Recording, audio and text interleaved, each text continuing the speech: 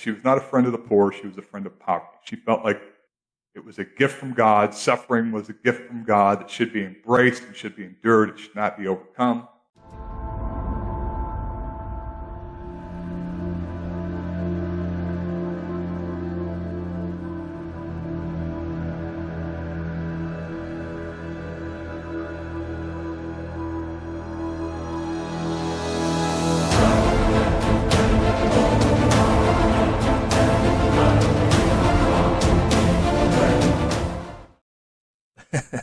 UFC 3, that couldn't they grab nuts and grab hair and all that? Yeah, there was that one famous fight where the dude just straight grabbed the guy's crotch and was just holding on to it. The dude's... That'd be the go-to.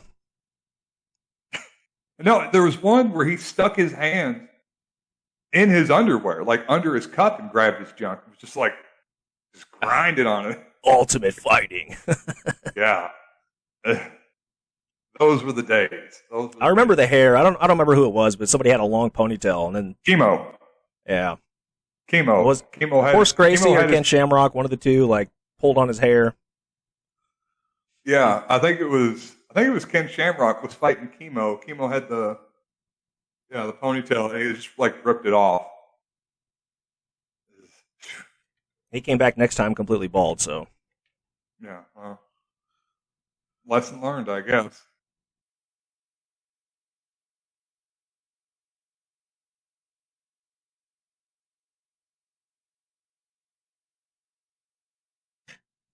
Why do they put the music? That's going to get me struck. I'll have to edit that out. Tim Pool is such an idiot, but his Twitter is funny sometimes. Yeah. That's not what we were discussing. We were discussing, what is this story? New York City schools getting rid of gifted programs. Yeah. So this has kind of been in the news. It's struck a nerve with me. This is my inner Fox News watcher coming out. So this ties into kind of a conversation we've had on and off for a while now. Gifted and talented programs have a disproportionate number of white and Asian students, a very disproportionate number of Black and Hispanic students, and opponents of the program have pointed to these numbers, that they are not representative of the communities that they're drawn from, and said that this is the discriminatory, that the what would you say, the means by which these kids are chosen is discriminatory and something, so now we have to get rid of it because the racial representation isn't proportionate. Yeah, I don't. The story I read on this pointed out that it was mostly the rich kids who were getting into these programs, and race wasn't really the issue. But that was just what I read. I'm not sure. I didn't follow too closely. Okay. Yeah. So obviously, I've been reading up on this a little bit over the past couple of days. Disproportionately, there are, I forget exactly what the number was, but basically you're twice as likely to get into the program if you're from higher socioeconomic status. That doesn't mean that those kids aren't, it's the same test for everybody. Everybody's taking the same one, so no one's getting preferential treatment. Just so happens, I guess, kids from wealthier socioeconomic backgrounds are better at taking tests. They're better at taking tests. They're probably more educated. Well, those two things don't necessarily follow. Just because you're better at taking tests. Yeah, they don't necessarily follow, but they're not. You're probably not getting beat at home by your stepdad. Maybe not. But anyways, this. So I was in. Maybe a surprise to some people. I was in the Gifted and Talented program. This is also a program for. It's like kindergarten. It's your primary elementary school year. So this is like an early kids. Probably like 5 to 10 years old. Something like that. I didn't know they had it for the younger kids. Yeah. So yeah, that was the program I was in. I tested into it. Took the same test as everybody else. My percentage was high enough that I got to go, and it was like once every 2 weeks. I went to a different school for a day, and you just kind of take like higher level classes, and I don't know, all around good program, I think. The criteria, I mean, this is something I've talked about before. The criteria that they're basing getting rid of this on is just insane. It's a program that does help kids. It helps whoever gets in it, and whoever gets in it helps. Yeah, well, it helps the kids that get in it, and I can't imagine. I can't imagine a good argument for saying no. These kids should not get a higher level of education because the racial makeup of it is not satisfactory to a group full of people that just seem to want to scream about race all day. Well, my opinion. The first thing I'll say is the tag program we had at our school seemed to target primarily the poorer kids. It seemed like it was not all, but a lot of the poor kids who they were trying to give a boost, like socioeconomically. I think for us, like a lot of the chess club was in there, and we were a bunch of poor kids. I don't think that was the situation in New York, though. From what I understand, these were disproportionately going to the well-off kids, and the parents of those well-off kids were pushing their kids to get in this program in order to give them a leg up over the other kids, and it's sort of exacerbating socioeconomic disparities, even at that young age. I had some articles pulled up. I just had to turn this off because of the audio issue, but the articles I read about this had to do with the people that were pushing to get these programs ended. Were pretty exclusively pointing to the racial disparity. There was one that had mentioned the wealth gap, but well, those two things are correlative, right? Yeah, of course they're correlated. There's also the fact that it is sort of well known. I've read this.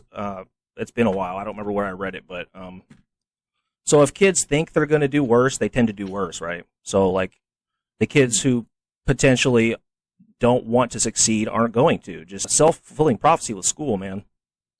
And a lot of the kids, they have kids that have like a shitty home life. They're not going to do well.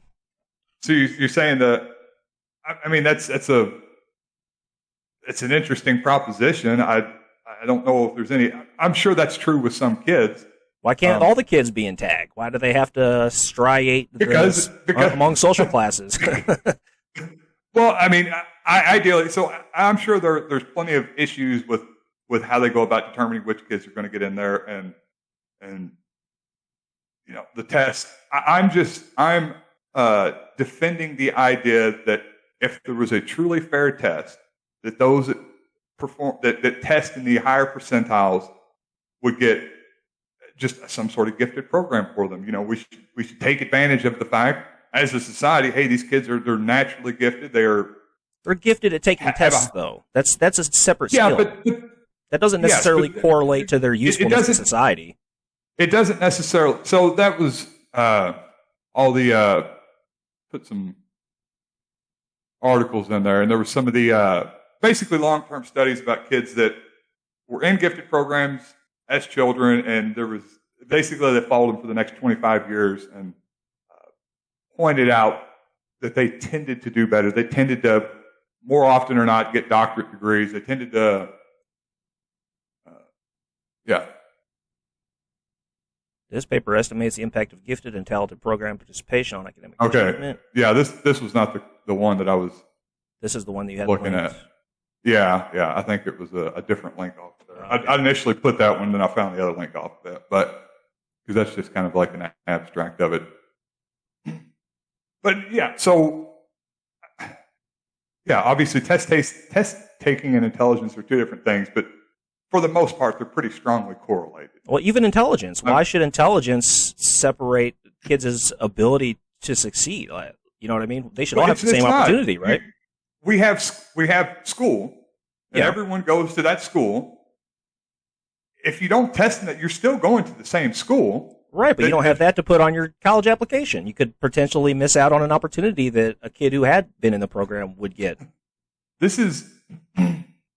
I feel like this is kind of this is like the workers, when someone else is pushing to succeed or they're naturally better in the workforce and all the other workers are mad that the one guy is doing better, so they want to drag him back instead of encouraging.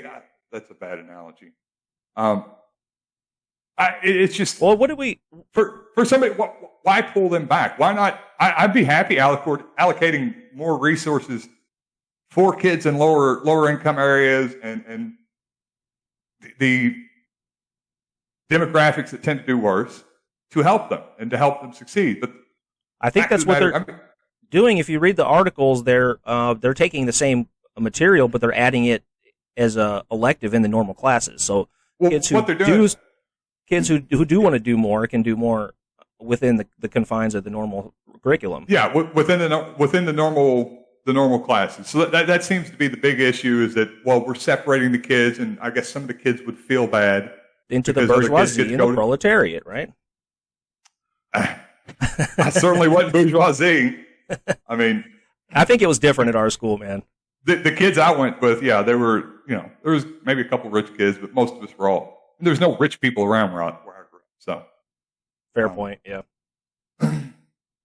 But yeah, I fundamentally, this is not the crap. I think just as a society, as a culture, getting bent out of shape about stuff like this and the push for fairness is just so toxic and just leading us directly in the wrong. China is not worried about this crap.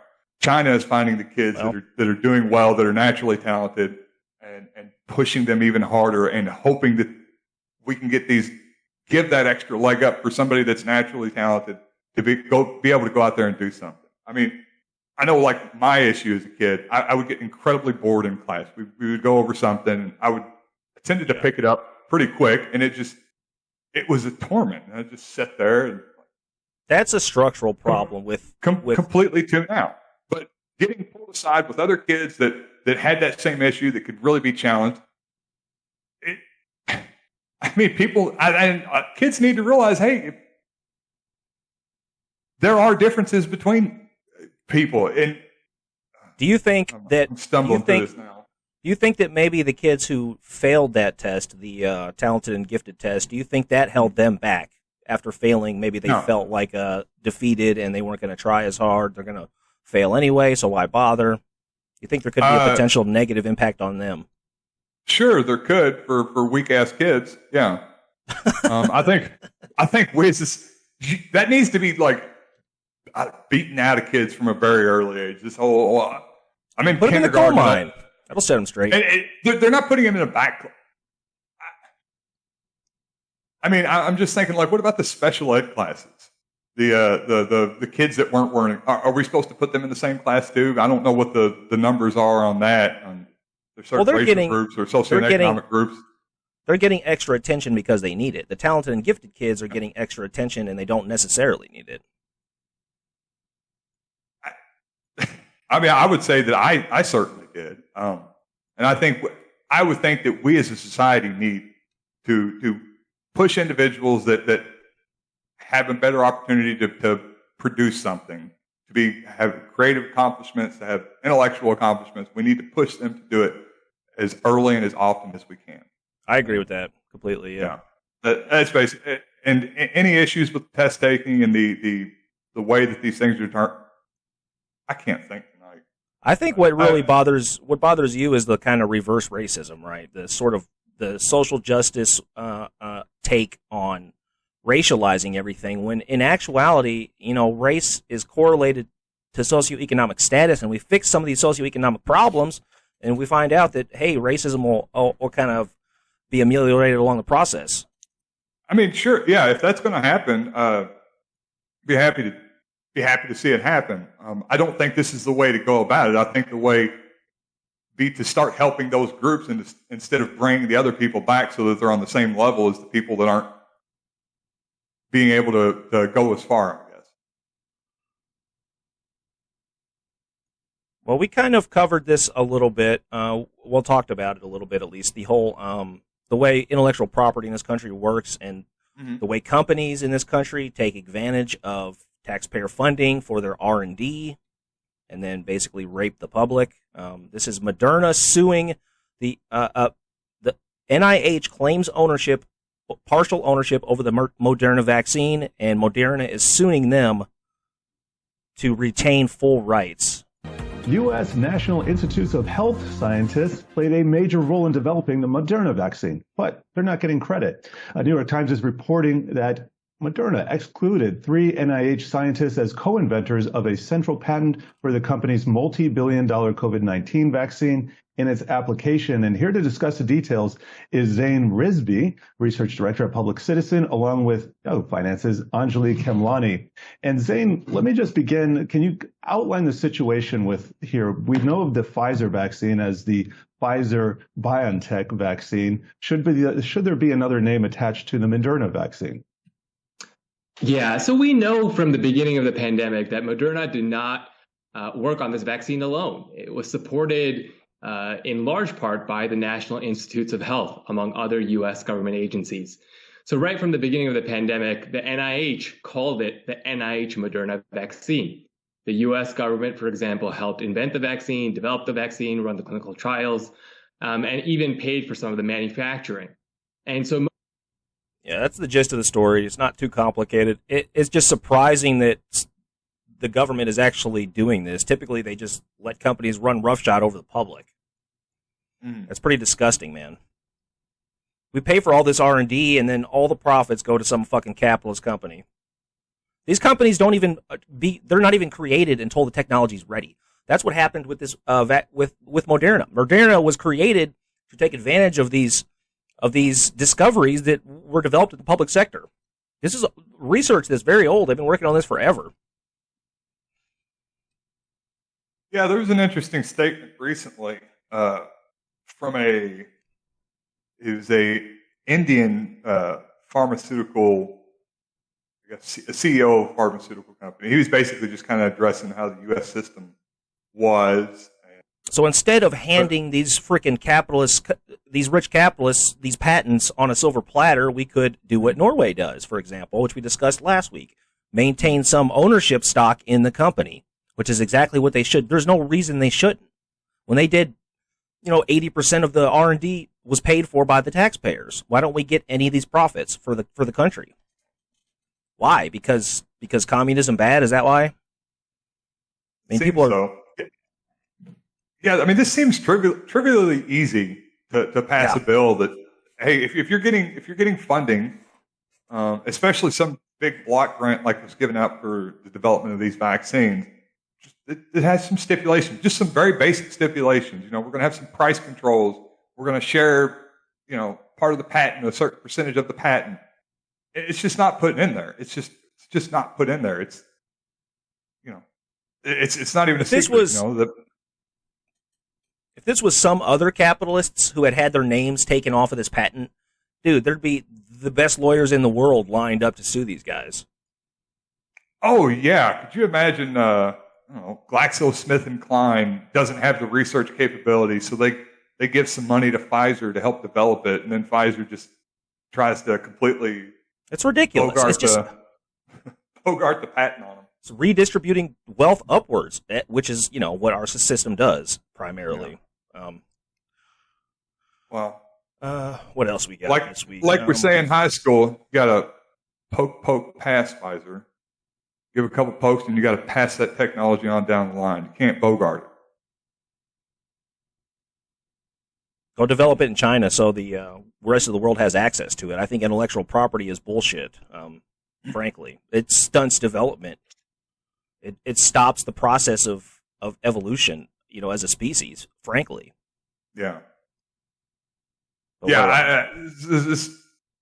it's one of those things where the positives of not having, or certainly with things like drugs, the positives of not having intellectual property rights vastly outweigh the few little negatives having to do with markets and profits and stuff. Of course, all imagine if ridiculously profitable anyway, so there's no concern that they're not going to make their money back off of what they invest in the research that they don't even invest anyways, that we're investing in the first place. So yeah, they just want the freaking money. It's just greed, dude. It's just greed. And as far as laws, the laws are there. I mean, these scientists, thank God, they're actually standing up for the taxpayers for once. Imagine if, say, India or China got a hold of this mRNA technology and developed a vaccine for cancer or something, and That's not going to happen if the technology is not spread among scientists to share. In the scientific community, intellectual property is bullshit. You can make an argument for like band. You can make an argument for like music, I guess. I see where you're coming from, but with science, it's bullshit. It's complete bullshit. Especially for something like that. I mean, this should have been a global effort. This should have been all the countries in the world that had the capability. We're going to invest everything we can. We're going to pull the money. This would have been a great opportunity for the world to kind of come together and work on a common problem that was affecting everyone. This is for the good of mankind. Can you imagine the goodwill you could create amongst all people if we honestly come together? They had meetings at the UN. All right, we're going to put this fund together. We're going to have all of our labs working on this, sharing all the information, all the different studies that are coming out. We're going to put it publicly for these other labs to be able to look at it, and then we're going to share the vaccine. It's going to be just produced at no cost to the taxpayer, no profit. Unfortunately, as I tweeted last week, the United States is the Joe Manchin of the world. This is pretty recent. I'm not sure if you caught this. We covered Elon last week. He sold 10% of his stock after a Twitter poll. And apparently he got into a Twitter exchange with Bernie. Tesla Incorporated chief executive Elon Musk got into a spat with Bernie Sanders on Sunday after the U.S. senator demanded the wealthy pay their, quote, fair share of taxes. We must demand that the extremely wealthy pay their fair share, period, Sanders wrote on Twitter. Taking a jibe at the 80-year-old senator, Musk responded by saying, I keep forgetting that y'all still alive. The billionaire CEO, who had already offloaded a combined $6.9 billion worth of shares in the electric car company, further wrote, wants me to sell more stock, Bernie? Just say the word. Sanders' tweet comes amid the backdrop of Washington's efforts to hike taxes for the super wealthy. Senate Democrats have unveiled a proposal to tax billionaire stocks and other tradable assets. A week ago, Musk tweeted that he would sell 10% of his shares, which he did. There's more to this story, though, of course. It's not like Elon just decided out of the goodness of his heart to allow himself to be taxed. Yeah. It wasn't shares. He actually, in fact, had stock options that were awarded to him in 2012 as part of a compensation plan. This award was for 22.8 million shares options at a strike price of $6.24 per share. Tesla shares closed at $1,222 on Friday, meaning his gain on the shares totals just under $28 billion. That's just his gain on the shares because these were options. These weren't even like individual stocks. This return is insane, dude. Yeah. He was awarded 22 million shares at $6 a share. Yeah. Unbelievable, dude. Did you? And apparently he had to sell because the options are going to expire early next year. They're going to expire in August, so he had to sell them. Well, I believe there was a tax bill kind of attached to that was coming up, right? Basically, what they were saying was he can use some of the money to pay off the tax bill, but he had to sell these options before they expire, or they'd be worthless. So it's not like out of the goodness of his heart he decided. Yeah. God,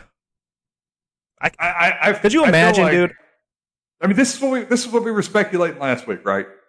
It was like there's probably something else going on behind the scenes I think you said something, I kind of went along with it, but I mean, it's just so obvious. It's so obvious. It's not even. It doesn't take a super sleuth to figure this out. We're just two guys from Kentucky bullshitting on the internet. I just imagine opening my Robinhood and like seeing those options, 22.8 million options at $6.24 a share. That's so much money, dude. That's an unbelievable amount of money. So it tells you right here, 28 billion plus the share price themselves. So Elon, insanely so generous, wealthy, man of the people.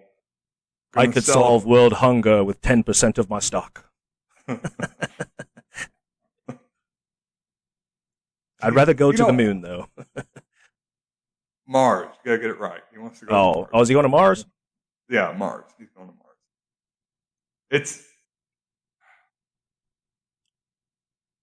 I don't know, man. It's just so disheartening. I bought into the Elon craze a few years ago. I thought it's understandable.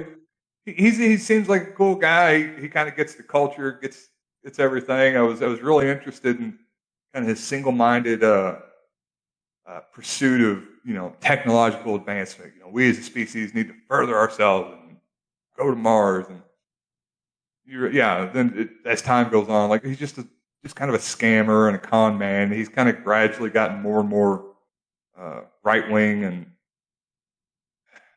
Well, he's a venture capitalist. He hangs out with like Peter Thiel for one, Yeah. For two, people on the left liked him initially because he invested in electric cars, which is something that we've been needing for decades and decades, Sure. Ladies and gentlemen, if you are interested in nootropics, check out my website. We are still running free shipping through the fall. Time is almost up, though, guys. If you have been thinking about trying nootropics, try them now. Go to my website, metamaxperformance.com. Ladies and gentlemen, Shire Hemp Farms, your number one source for CBD and Delta 8 products, along with other ethnobotanical ginseng, yellow root. Come check us out. We've got great prices on all our products. We have a new podcast discount code. This is ESPODWIN. Winter. Winter's coming. Get your Delta 8. Stay home on a cold day and come check us out, shirehempfarms.com.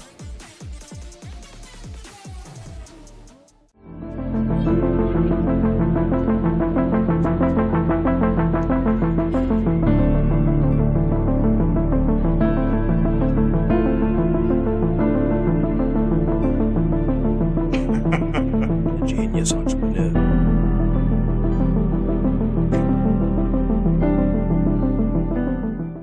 You always use the picture of me where I've got like a sty or something in my eye. It's all Yeah, you're all fucked up looking.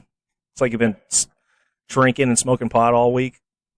I think that was after jiu-jitsu class and somebody stuck a fingernail in my eye. Oh, really? I wanted to talk about some historical figures and discuss if they are worth remembering fondly, because some of these guys are idolized.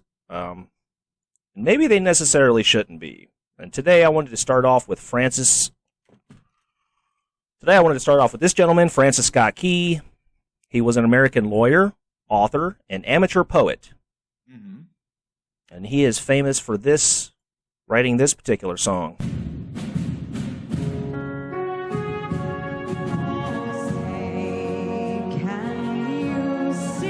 National anthem.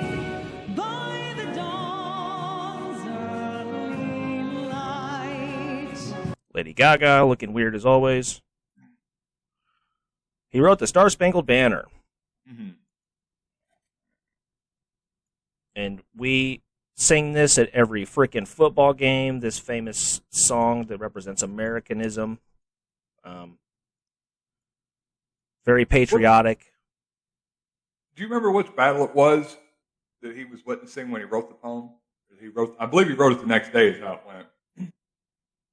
No, this was the War of 1812, yeah. Well, it says the War of 1812, yeah. Yeah.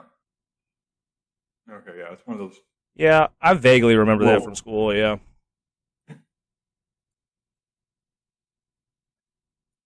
Nevertheless, he was a leader of the American Colonization Society, and its role, he was a lawyer, mind you, and the role of this organization that he was a leader in was in opposition to abolitionism.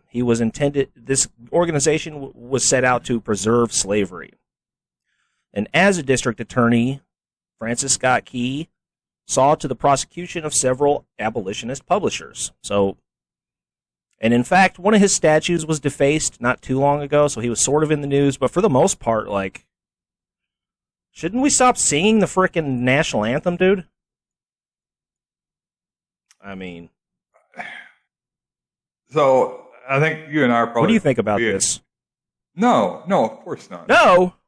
No, look, these are symbols, man. Symbols mean different things to different people over time. Well, what does this symbol mean to black people, though?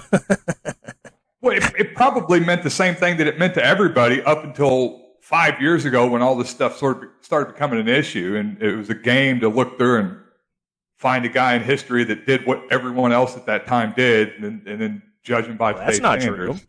William Penn certainly didn't go down that path. There were a lot of abolitionists. Of course, There were plenty of them. Yeah, there were plenty of abolitionists, but that was the minority view at the time. It doesn't make it right, obviously. He was wrong Among white people, it was a minority view. What's that? Among white people, it was a minority view, perhaps. Well, and we were the majority of the country, so that's what mattered. The majority of... He was a man of his time. Sure. We could do this. This same game will be played with us in 100 years. People will be saying, how barbaric it is that we ate meat at all, and there'll be something. Probably. But wouldn't you call that progress? No, it is progress. It is progress. But that doesn't mean you have to demonize everybody that come before you because he was just a man of his time. And it doesn't mean that they didn't do good work. I mean, it is a pretty song, and it kind of does represent the values that we hope to aspire to in this country. And I don't think there's anything wrong with that. And it's a symbol. It doesn't have to mean what he felt it meant. You can have your own personal meaning to it and hold that own personal meaning and, for yourself, I guess. In this case, I think you are mostly correct because as far as the scale of evil at the time, he was somewhere in the middle. He wasn't particularly more evil than others. And while he did prosecute some abolitionist publishers, he also did some good things too. So I will grant you, maybe even though it's a terrible song and I hate it, and I do think we should stop singing it, I don't object to us to continue having it around. Yeah, personally, I don't like it either. But as a symbol for what we can aspire to be, I think it's I don't think that people associate that song with being anti-abolitionist. They associate it with the ideals that we aspire to in this country. And that's a good Don't you think there's like an issue with like sort of idolizing these slave owning like murderers like George Washington and Jefferson? I mean, the history of Jefferson and Washington are pretty bad, dude. Yeah, well, you don't idolize the man, you idolize the ideal that they represent. That's how I look at it. That's I think how most people do, because most people don't know the history of George Washington or Thomas Jefferson. They have the idea of them, and what they have been told that they stood for, and that's what people are looking up to. The idea of what these guys are supposed to represent, whether they actually represented it or not, it's almost irrelevant as time goes by. That's a valid point. How about this young man? Oh, now he's a monster. This is Walt Disney. Yeah. We covered him before, so I have new material on Disney here. Okay. I won't retread old ground, but retread it. I don't care. Disney is on record for being extremely evil, stealing ideas from people who pitch them ideas that they reject, as we've covered. And I'll let you judge for yourself here what sort of person Disney was.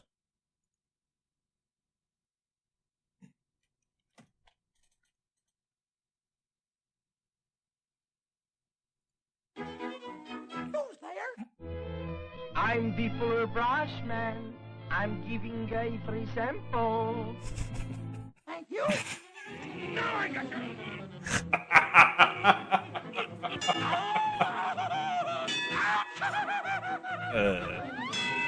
Hit him with a cross, pig.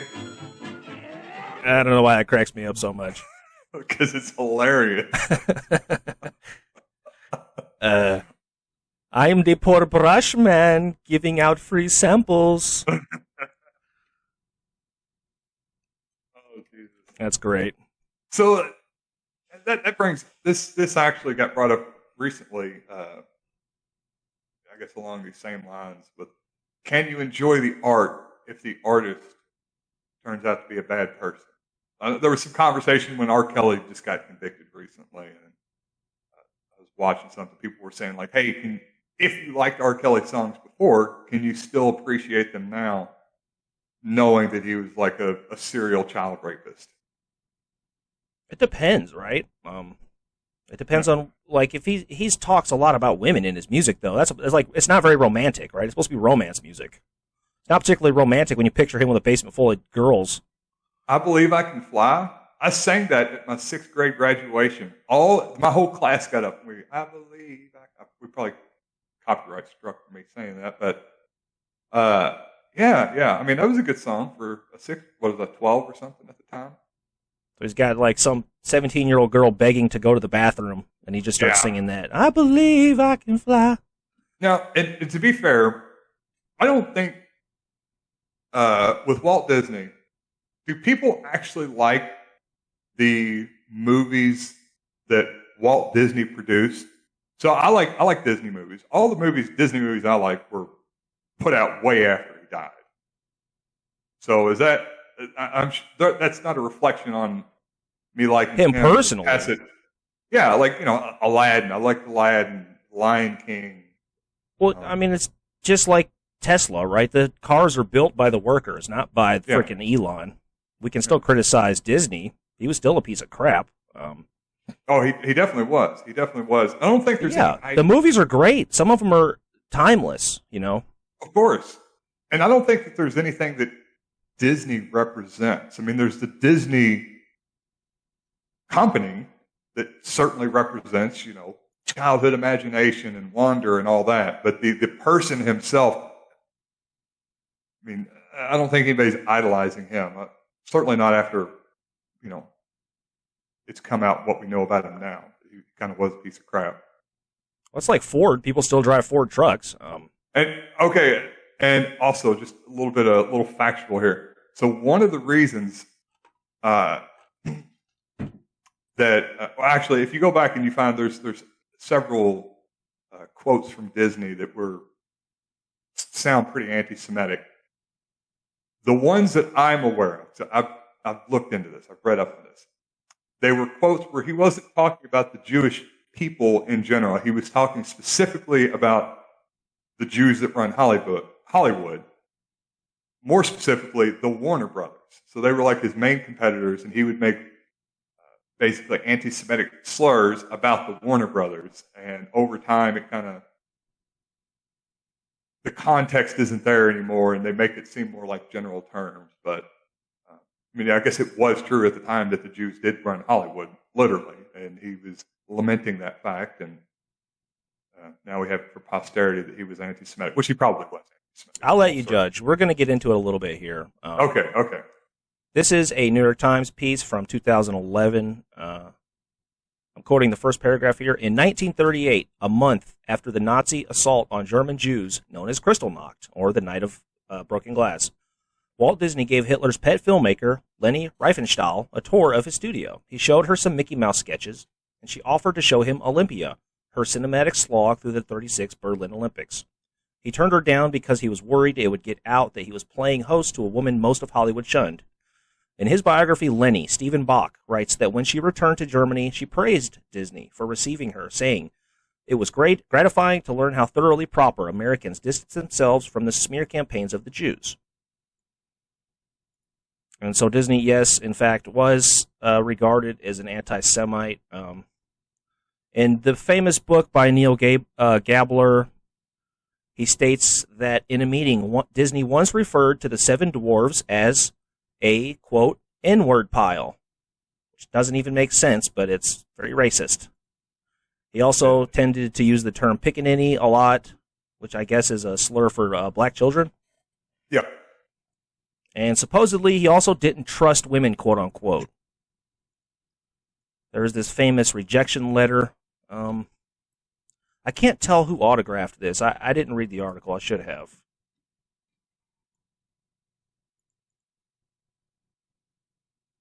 This is a letter somebody wrote to Disney trying to get hired, and this is the rejection letter in response. Dear Miss Ford, your letter of recent date has been received in the inking and painting department for reply. Women do not do any of the creative work in connection with preparing the cartoons for the screen, as that work is performed entirely by young men. For this reason, girls are not considered for the training school. The only work open to women consists of tracing the characters on clear celluloid sheets with India ink and filling in the tracings on the reverse side with point according to directions. In order to apply for a position as inker or painter, it is necessary that one appears at the studio, bringing samples of pen and ink and watercolor work. It should not be advisable to come to Hollywood with the above specifically in view, as there are really very few openings in comparison with the number of girls who apply. Yours very truly, Walt Disney Productions. I can't tell who signed it here. It says Mary something. Mary Cleese? Something? Yeah. Can't tell. But pretty interesting. I don't really get much of that. That seems pretty standard for this 1938. It's a view that we would look at today as being abhorrent. At the time, Yeah. it would probably, it's just how things were. I mean, anything pre-World War II, you're not going to have really women in the workforce. So I find it hard to judge based on something like that. Fair enough, I guess. Rumors are...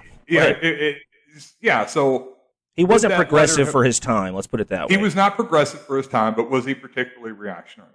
Not reactionary. Would that letter have stood out to people of that time as being something that was, particularly abhorrent? That's my question. I don't think it would have. Of course, what do I know? Rumors are that Walt Disney informed to the FBI on, quote, un-American activities in Hollywood for 26 years.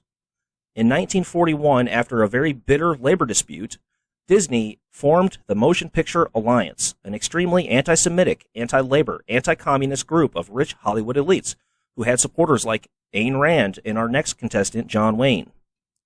So this was his organization that he formed in reaction to left-wing movements in Hollywood at the time. In my opinion, all these things sort of add up to him being basically a rich plutocrat of his time along the lines of Henry Ford. Yeah.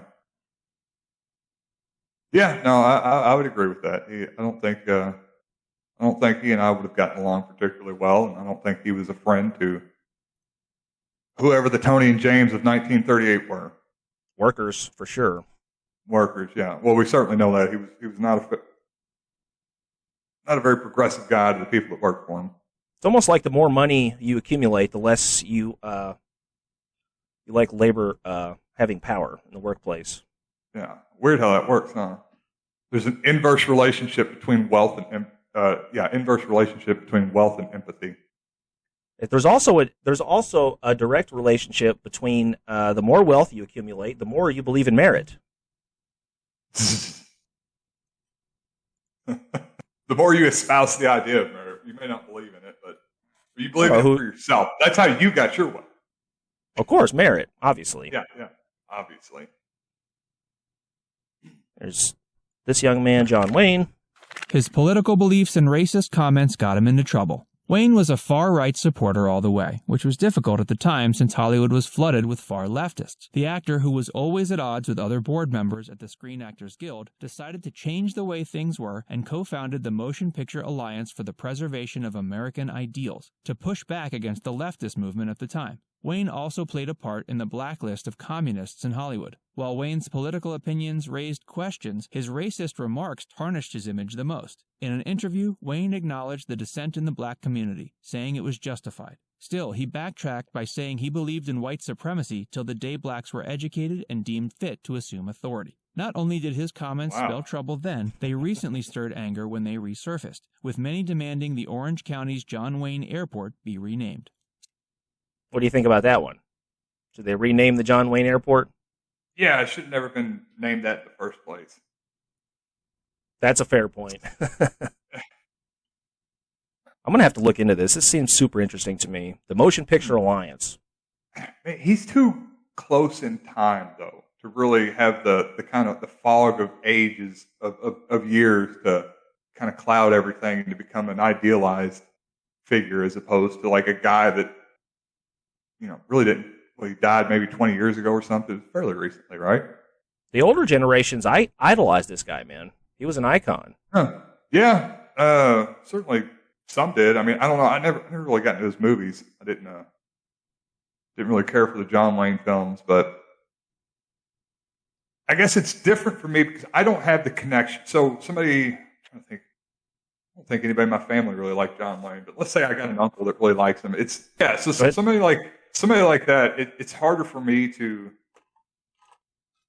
I guess I wasn't there. I don't know the appeal of somebody like John Wayne. I don't know the effect that he had on culture and on the people that really did idolize him. So it's a lot easier for me to just be dismissive and say, hey, the airport should have never been named that in the first place. And That's a lot. That's not as bad as prosecuting like abolitionist publishers. He's just an asshole. He's just an asshole.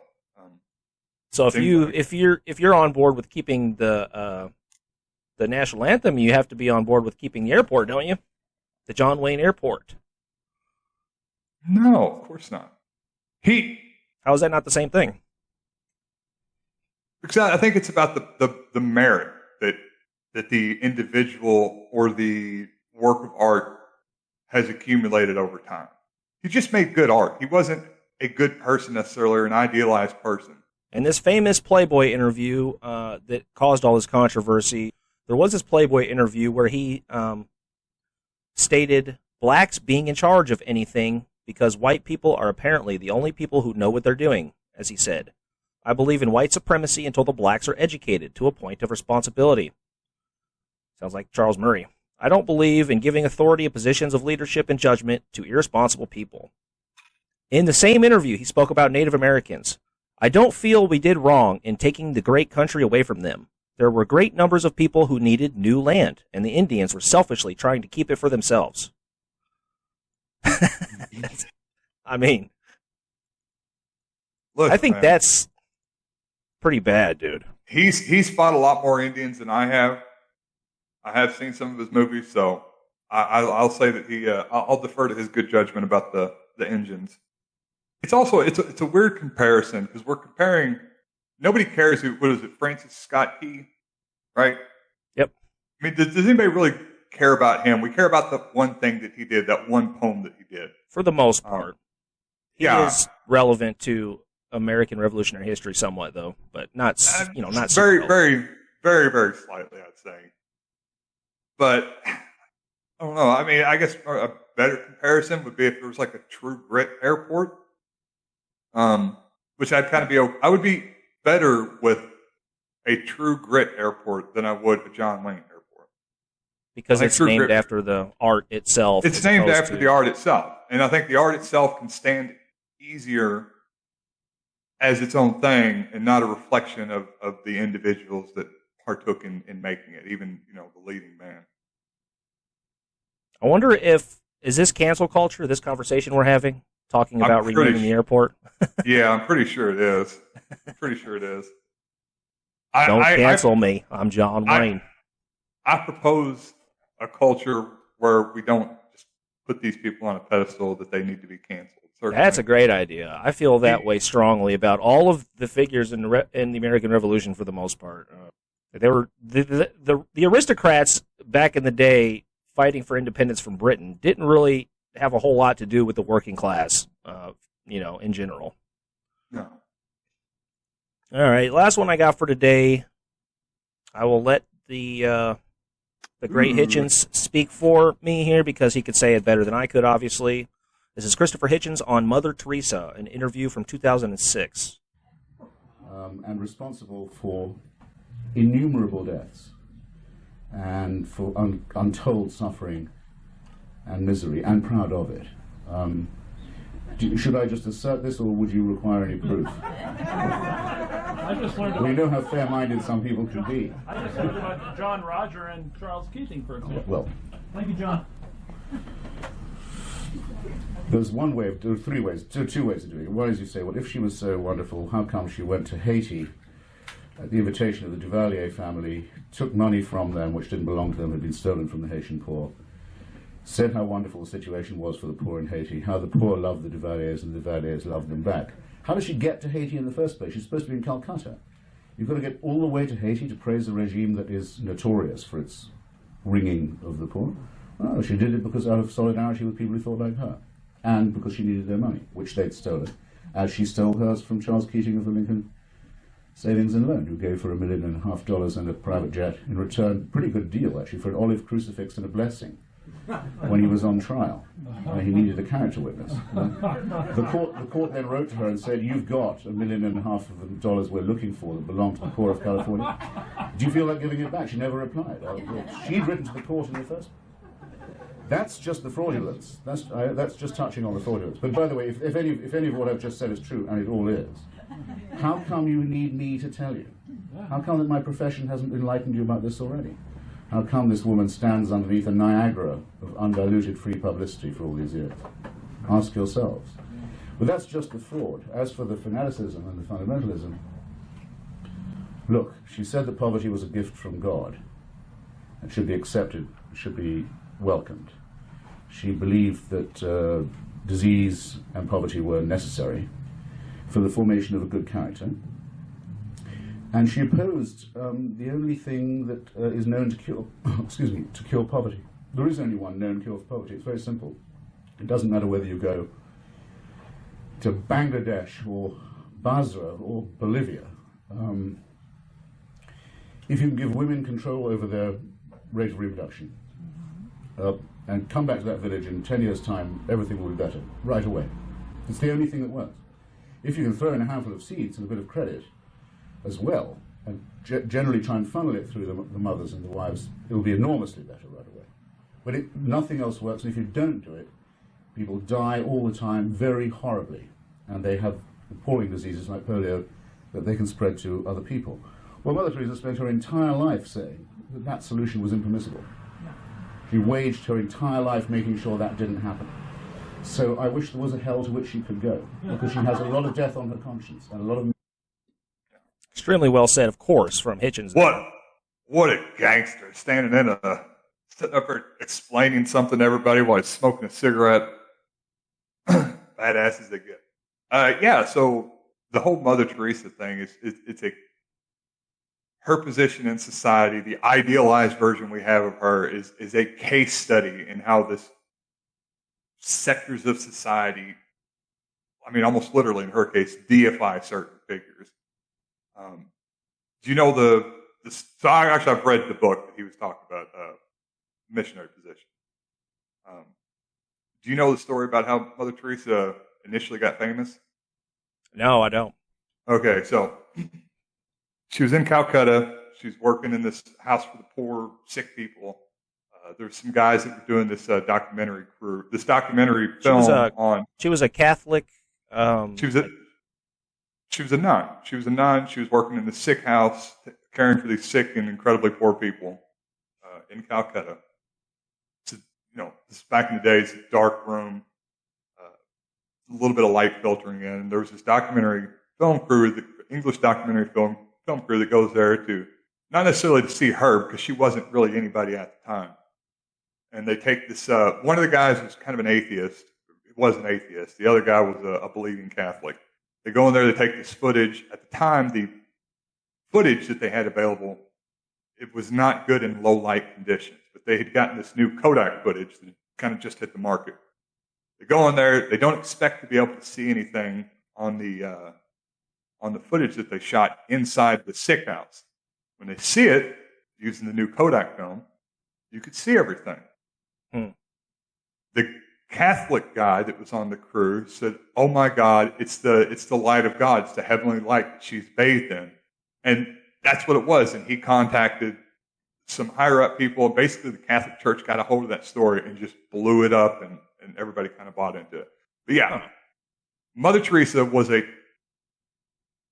to anybody that doesn't buy into religious insanity, she was a terrible person. This is actually another Hitchens quote on Mother Teresa. She was not a friend of the poor. She was a friend of poverty. She felt like it was a gift from God. Suffering was a gift from God that should be embraced and should be endured. It should not be overcome. What a great message for the ruling class to use. She vehemently, like he was saying, vehemently opposed any of the basic measures that Hitchens birth control, about, that with birth control, disease. Most people don't know that, though. They just, this is how these things happen. With Washington or with Jefferson, over time, you have a picture of them that forms in your mind that tends to be really far removed from reality.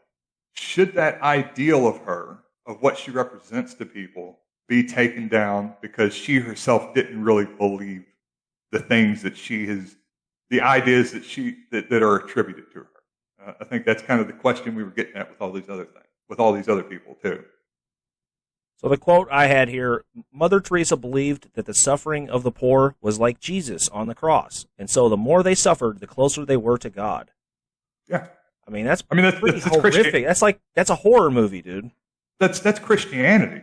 That's why Jesus loved the poor, because their suffering here on earth and their belief in defiance of suffering here on earth was better preparing them for life in the kingdom. If what she's reading in the Bible is true, then she is doing something good. This is my big issue with religion. Obviously, it's not true. Yeah. So. Obviously, it's not true. But if you believe that is true, you are doing the ultimate good by aiding them in their suffering, because this transient corporeal life is going to pass out very soon, and you'll have an eternity in heaven for the suffering you had to deal with here.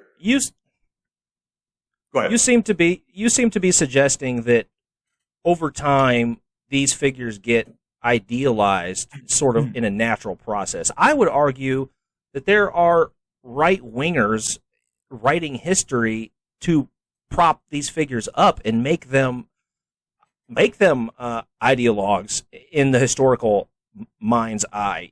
People like Mother Teresa. This is a very clear message of that. This sort of message is designed to justify the system, basically, to justify having a working poor. I'm not sure how much of a direct line you could draw there, but I'm sure you could pick figures out that have certainly done that. Well, with Mother Teresa, you certainly can. It was the Catholic Church, for obvious reasons, that pushed this whole thing. Incidentally, after she died, there is a beatification period. You have to wait so long after somebody dies before you can try to make them a saint, before you can give them the title of sainthood. It's called beatification. And they, basically sped up, shortened the amount of time that she had to wait. Because this was the late 90s, right when all the pedophile priests started coming out in the U.S., and there was kind of this big wave. It was blowing up all over the media, these pedophile priests. And all of a sudden then, all they wanted to talk about was how, we're going to make Mother Teresa a saint. Let's go ahead. We're going to speed up this beatification process. We need some good press. It was so obvious. It was so obvious. I think it could go both ways. With some of the Revolutionary War figures, I feel like the ideas that they represent can be helpful in and of themselves, regardless of who they were as individuals. And obviously, there's certain cases where some of these ideals are co-opted by groups to give a certain message. But I think some of these things just come about naturally, especially with the kind of war figures, people a couple hundred years ago. But I don't know. We would have to go into specific people. We'd have to go into specific people. George Washington is a hero, but Che Guevara is a villain, right? I mean, it's just it's. Well, Che Guevara is a villain in the U.S. Yeah, Che Guevara is a villain in the U.S. You go to South America, and I'm pretty sure he's regarded as a hero. He's regarded as a George Washington type character. So I wonder if they consider Washington a terrorist in England, in English history. Probably so. Well, I mean, it's like Genghis Khan, for example, is like a national hero to the people of Mongolia. I mean, there's no worse monster in the world than the atrocities he committed across Europe and Asia. But he's come to represent a national identity and an ideal to them, and they kind of put out of their mind, the slaughtering of entire towns and the mass rape of women in front of their fathers. So, I'm always trying to pay attention to the fact that, class war is a thing, and it has always been a thing, especially back then. And there are always figures who are trying to prop the system up. There's always the Dershowitzes, of the time that are propping these figures up. I don't care if Jefferson is getting canceled. That doesn't bother me morally.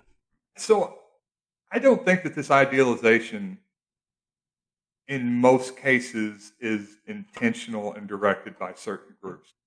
I do think that certain groups, just different people, will co-opt the idea of people over time to fit their own ends. There's It's a good point. Yeah.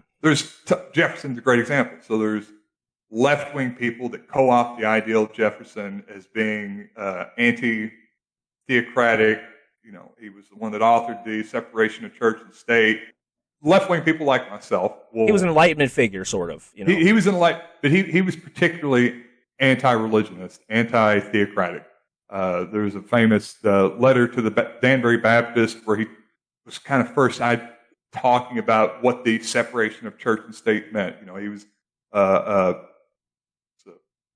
something polymath. He was a polymath. He was one of the founders of the University of Virginia. Left-wing, somebody like myself, latch onto that ideal of him. And then, of course, he was also a anti-federalist. So you have people like the Cato Institute that will also latch on to certain ideals, and they'll push those ideals of Jefferson's, that he didn't want a very strong federal group. It should, state control, states' rights, state sovereignty, no national currency, and everybody kind of latches onto the part that they want. Jefferson's an interesting case because it's like, just in terms of slavery, look, he created something like 600 slaves in his personal he owned like 600 slaves, and he only freed like 23, and that was on his deathbed. Monticello ran and operated, and was basically a mansion operated by slaves. And it would be an amazing thing to have a real national debate over these kind of issues, and really be able to flesh out, hey, these were the good ideals the good things that he did, but he was also pretty fucked up over here, and let's look at this in the context of the time. If it was the case that all of the history was being taught, I feel like because these figures are idolized so heavily that maybe they're only teaching the good things they did, right? If they were teaching the whole history, I would say just leave the names, don't worry about it. People can separate the good from the bad, right? For sure. Yeah, I mean, this is up until kind of pretty recently, we've only heard about the good things that these figures did. I mean, I didn't know what Christopher Columbus did until probably I was out of high school, like at least high school, late high school times. It was certainly not taught to me when I was, third, fourth, I didn't fifth know grade. I didn't know this shit about Mother Teresa until I was looking it up earlier this morning. So yeah. Apparently, she was a horrible person. Yeah. It's just I'm happy that these conversations are coming up. I just want people to have a fair and open conversation about who these people are and what they mean, and then the people that they did these things he did these things which are abhorrent by today's standards, or maybe even by the standards of that time, and not even them, but the ideal of them and what that means to the national consciousness. Strategically, I think it's a terrible idea to be talking and worrying about statues and names of airports. Just strategically, because the right-wing media jumps all over it. Oh, Fox News and the left-wing loves media, it. These left-wing corporate media jump all over it too, because it's an issue that they can win on without giving up their economic power.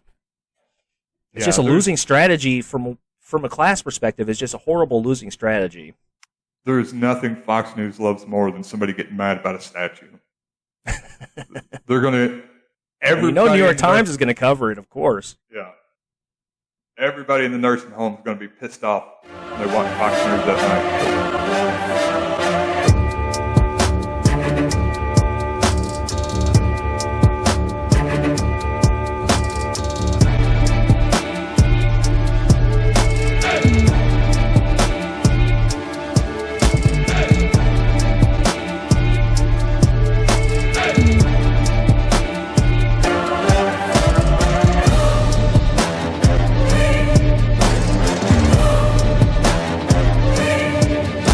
I'm the fuller brush man. I'm giving a free sample.